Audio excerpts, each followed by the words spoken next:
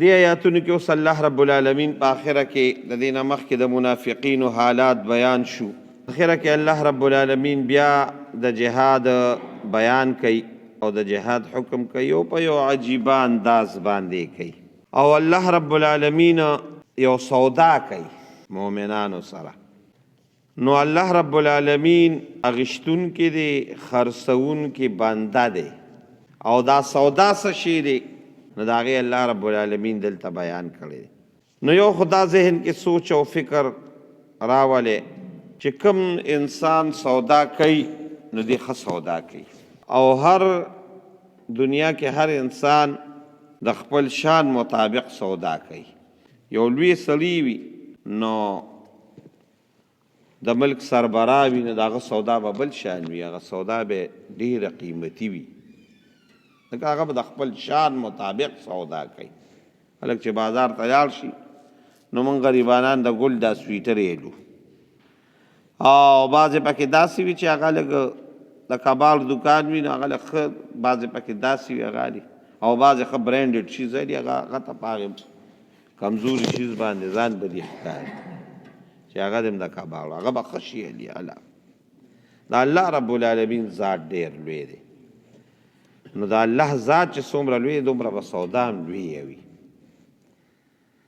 نو الله رب العالمین دلته سودا چیلي نو هغه د سالي، او دا ازروی رحم دا خبره کوي. نو هر څه د الله دي، هر څه د الله دي. هغه سودا څه شی ده؟ هغه د مؤمن ته وایي ته به مال خپل جان او مال راکړې، ته به مال خپل جان او مال راکړې، او زه به تاله د دقې جان او د مال په بدله کې د هغې هغه پیسې او د هغې هغه دغه به څه وي، هغه به دا وي چې ته مال خپل مال او جان راکړې زه به تاله جنت درکړم. نو دا سودا شوې ده. اوس چې دې سودا کې به کامیاب څوک وي او سروالا به څوک وي نو هغه دې دنیا ته الله موږ او تاسو رالیږلي یو چې تا خپل مال او جان الله له ورکړی دی. اوس په حقیقت کې ورکې کو نه ورکې دا پتا باندې ده. او هغه سودا به څه وي؟ هغه به دا وي چې ته به د الله په لار کې جهاد کې کافران به م وجني، او داسې به م یو وخت راشي چې ستا به م شهادت راشي، ته به م شهید شي. نو دا به کیږي. او الله وی دا وعده یوازې تاسو سره نه ده، دا چې ستاسو نه مخکې څومره تیر شوي دا وعده ما د هغوی نه م اخیستې ده، او دغه کلکه وعده په تورات کې م په انجیل کې م په دې قرآن کې هم ده. او څوک زیات وعده پوره کوونکي دي د الله رب العالمین نه، څوک هم نشته چې هغه د وعده پوره کړي. نو الله وی په دې سودا باندې خوشحاله شئ او دا سودا وکړئ، او دا ډېره لویه کامیابي ده. بیا ورپسې بل آیات کې الله رب العالمین وی دا به څوک دا سودا کوي نو هغه کې چې دا صفات وي دا سودا به کوي. هغې یو څو صفات الله رب العالمین بیان کړي دي. او بیا په درېیم آیات کې نبی علیه السلام د یو خبرې نه الله رب العالمین منع کړی دی، او یو حکم یې ورته کړی دی چې داسې به نه کړي. هغه څه حکم دی هغه راته بیا هلته ویم. ان الله بېشکه الله تعالی اشترا اخیستي دي من المؤمنین د مؤمنانو نه انفسهم داغوی نفسونه داغوی جانونه و اموالهم او داغوی مالونه د څه په مقابله کې اخیستي دي بان لهم الجنه په مقابله د جنت کې تاسو مال او جان راکې زه به تاسو له جنت درکما. دا به څه کوم زه؟ یقاتلون فی سبیل الله، یقاتلون جهاد به کوې، قتال به کوې فی سبیل الله خدا الله په لار کې. قتل او قتال دا به د الله په لار کې کې. نو څه چل به کې؟ فیقتلون نو قتلوی به تاسو کافران، ویقتلون او تاسو به م قتل کیږئ، شهیدان کیږئ. برازي به دواړه خبرې برازي.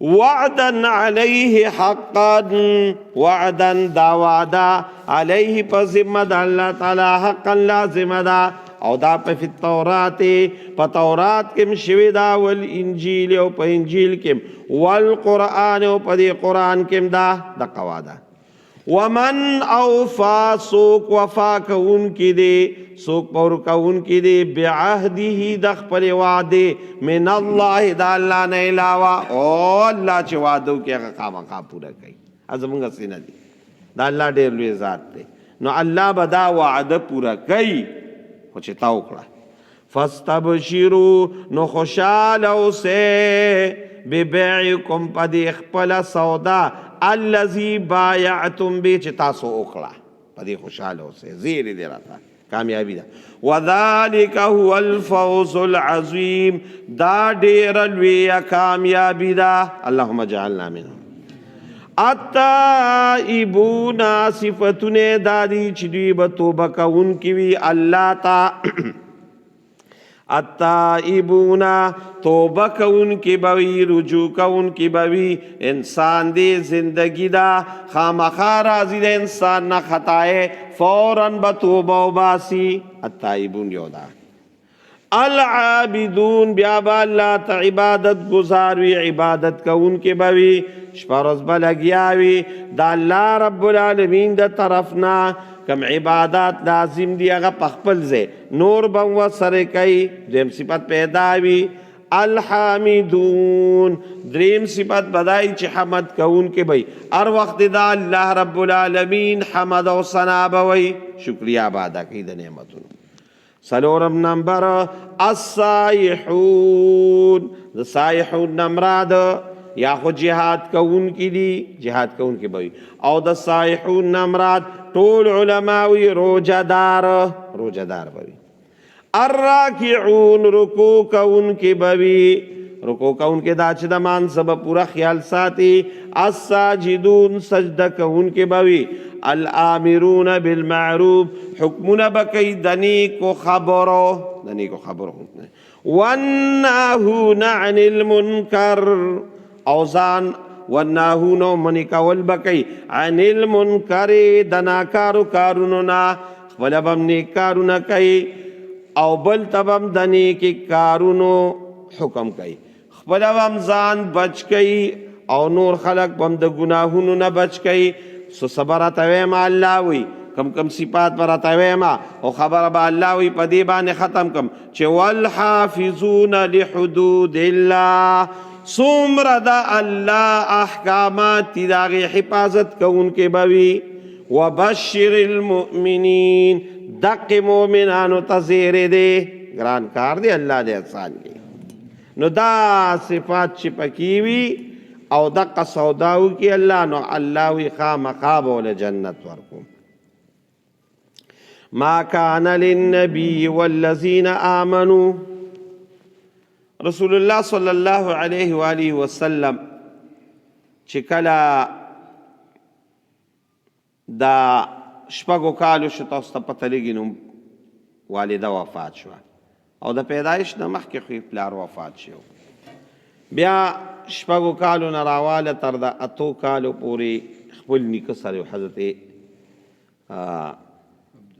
عبدالمطلب سیب او بیا دا عبدالمطلب سیب نا اتکال پس بیا خپل ټول زامن راغون کلو بیا پکی ابو طالب سیب تو ہوئی چه تبا ما لدینو سی خیال ساتی دا اغی وقت نراوالا تر دا 50 کالو پوری چه رسول اللہ مبارک عمر دا 2 کالو نراوالا تر دا 2 کالا دا 2 کالا خصمانا تربیت دا ابو طالب صاحبو او سمیو کا سم بحقیقت کی دا رسول اللہ مبارک سر سنگ پا سنگ والارو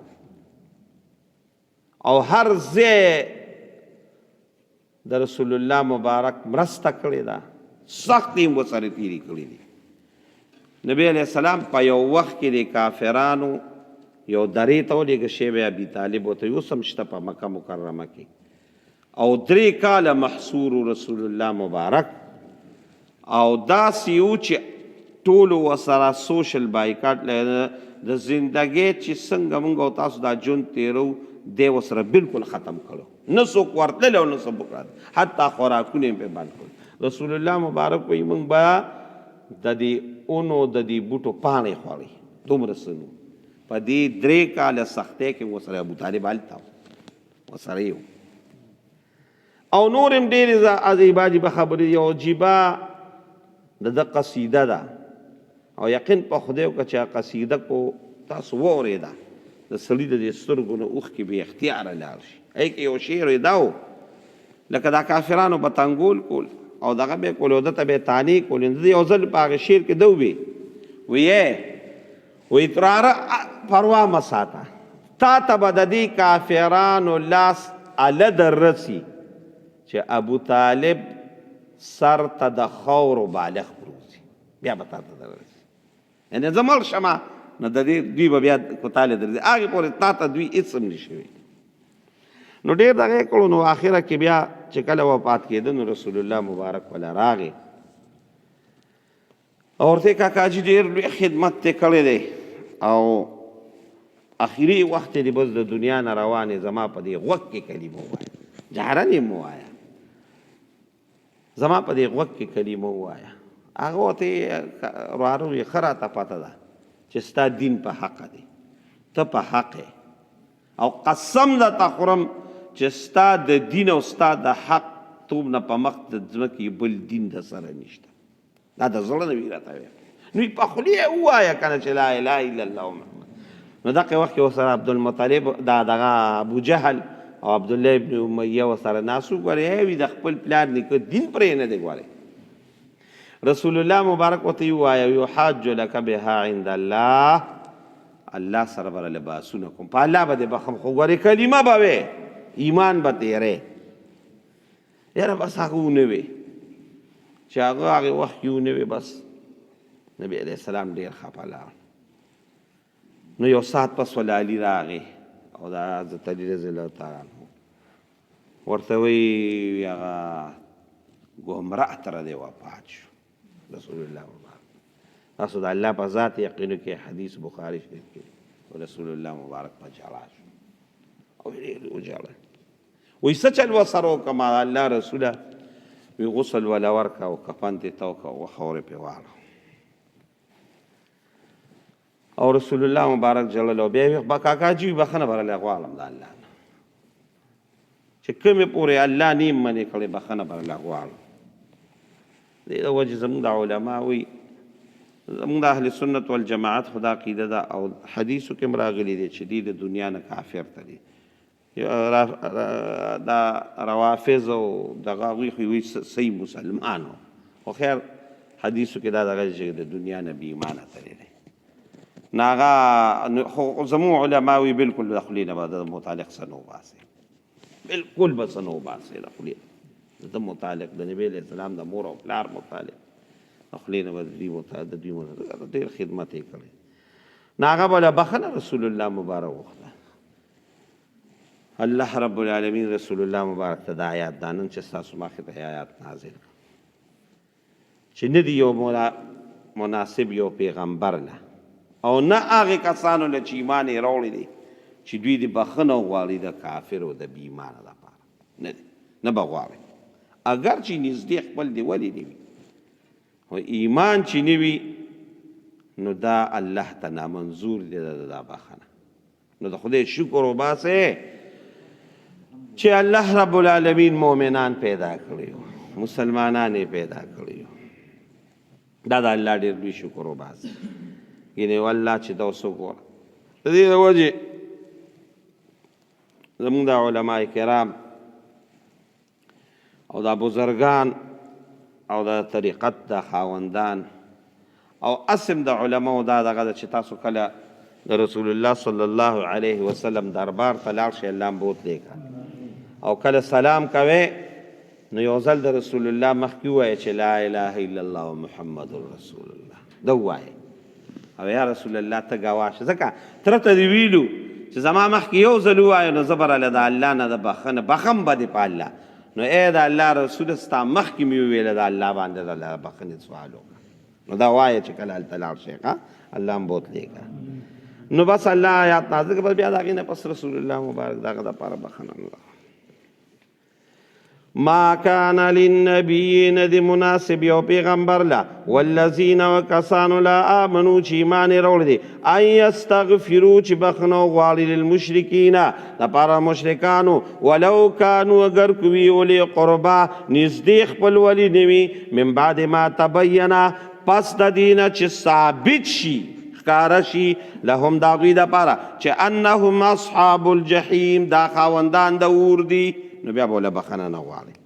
نو ته به ابراهیم علیه السلام خو غوښتله، قرآن شریف کې دي په 14مه سپاره کې دي واذکر فی الکتاب ابراهیم انه کان صدیقا نبیا اذ قال لأبیه وقومه اذ قال لأبیه یا ابت لم تعبد ما لا يسمع ولا يبصر ولا يغني عنك شيئا یا ابت انی قد جاءنی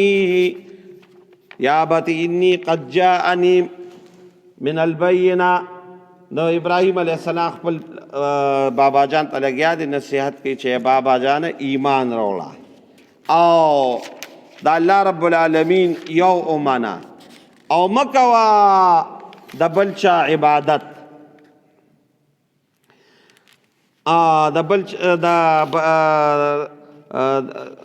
د بل چا عبادت د رحمان نه علاوه د بل چا عبادت مه کوه. او زه وینم تا چې ګورې ته ګمراه یې تباه کېږي بربادېږي. نو دی ورته وایي زمانه سم شه ګینې سنګسار به دې کوم. نو دی په آخره کې ورته وایي سأستغفر لك ربي انه كان بي حفیا. خامخا به له بخښنه غواړم، الله نه به له خامخا بخښنه غواړم دی ورته ووایي او بخښنه به ورله غوښتم.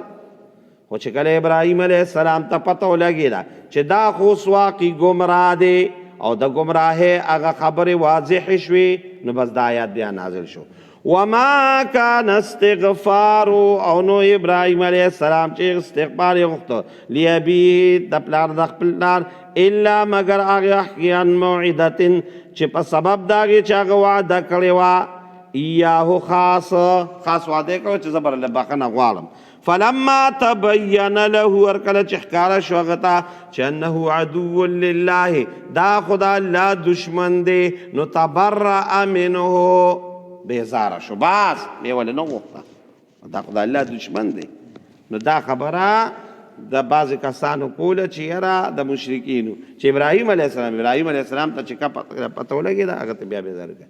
ان ابراهیم بشک ابراهیم لا اواح ډیر جلونکو ډیر کوونکو ډیر زاره کوونکو حلیم او صبرناکو. نو مسلمانانو ته تسلی شو کو د دینه مخکې خو الله ډیر سخت دا حکم نازل کو. نو مسلمانانو یې کو موږ مخکې د خپل پلارانو مشرکینو دپاره دعاګانې غوښتي، نو الله دا آیات نازل کړه چې وما کان الله نه دی الله تعالی لیضل چې بېلاره کړي قوما یو قوم بعد اذ هداهم پس د دې نه چې لاره ښودي هغې ته حتی تر دې پورې یتبین لهم چې ښه ښکاره کړي ما یتقون چې ځان ته ساتي. دا لا ښکاره شوې نه وه، اوس ښکاره شوه، د دې نه پس به نه غواړئ. ان الله بكل شيء عليم ان الله بشک الله تعالی له ملک السماوات باچای د اسمانونو او د ځمکو داغه ایستا چا پروا نه ساتي، بے پروا ذات دی. رسول الله مبارک وګوره کنه څومره الله ته محبوب، څومره الله ته خوښ، پروا د چا هم نه ساتي الله. ان الله له ملک السماوات والارض یحیی و یمیت جمدی کول کوي مړه کول کوي. وما لکم او نشته ستا دپاره من دون الله سوا د الله نه من ولی څوک دوست ولا نصیر او نه څه مددګار. لقد تاب الله چې کله غزوې تبوک ته تاسو ته پته ما مخکې ویلې وه چې ډېر سخت حالات و، ګرمي هم زیاته وه، میوې هم پکې وې، فوج هم هلته ډېر زیات و، نو ډېر سخت وخت و. نو د بعضې مسلمانانو زړونو کې ګوره خو په بشریت د تقاضې د بعضې مسلمانانو زړونو کې هم لږ شان داسې دغه راغی چې لاړ شو کو لاړ نه شو، دا خو میوه پخه ده او دقه شان ګرمي هم ډېره ده، څنګه نو بیا فورا هغه اراده بدل کړه. خو الله رب العالمین خو ډېر عظیم ذات دی، ګوري زړونو ته چې دوی اراده بدل کړه. نو که دغه لږ شان دغه هم راغلی دی. نو لقد تاب الله، الله مهرباني کړې ده علی النبي په خپل پیغمبر، والمهاجرین او په خپل صحابه کرامو چې کوم مهاجرین دي، والانصار او په انصارو، الذین هغه اتبعوه چې تابعداري وکړه، فی ساعة العسرة په هغې سختو حالاتو کې، من بعد پس د دینا ما کادا چې قریبه وه یزیغ قلوب فریق منهم چې د یو ډلې زړه کوږ شوی وه، پاتې کېدو دا دغه راغلی.